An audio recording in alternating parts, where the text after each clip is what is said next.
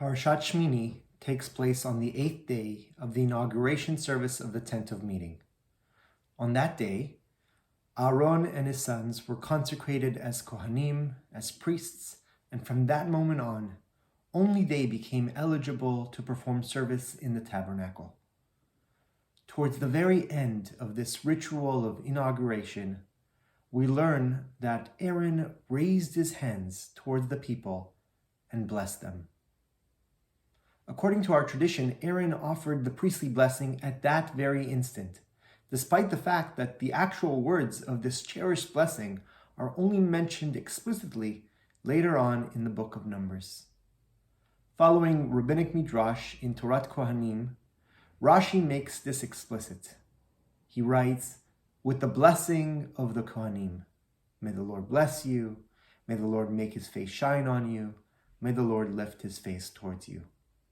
In fact, this verse serves as the only source for the practice of Kohanim raising their hands during the recitation of the priestly blessing. We learn in Tractate Sota how is the priestly benediction recited.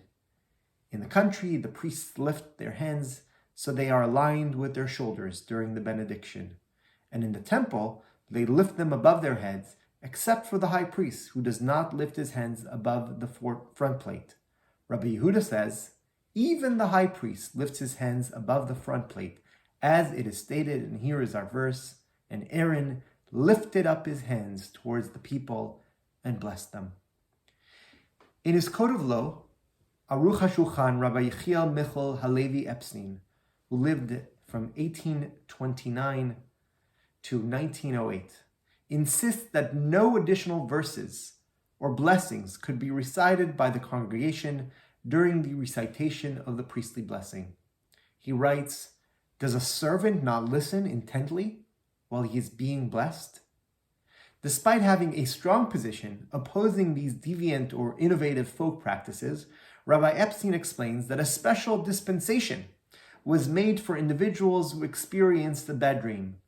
Only in cases where a concern for danger exists, actual or psychological, is a member of the community permitted to recite an additional prayer for the nullification of such dreams.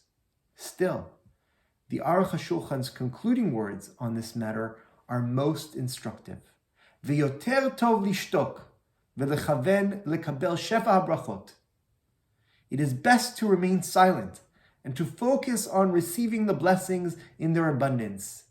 And since the halacha, Jewish law, was decided in this way, forbidding additions, why would anyone recite any of these?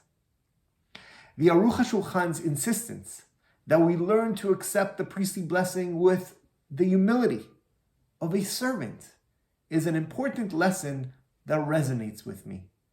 First, it puts the brakes on the natural human need to reciprocate, to respond, and to inadvertently level the playing field.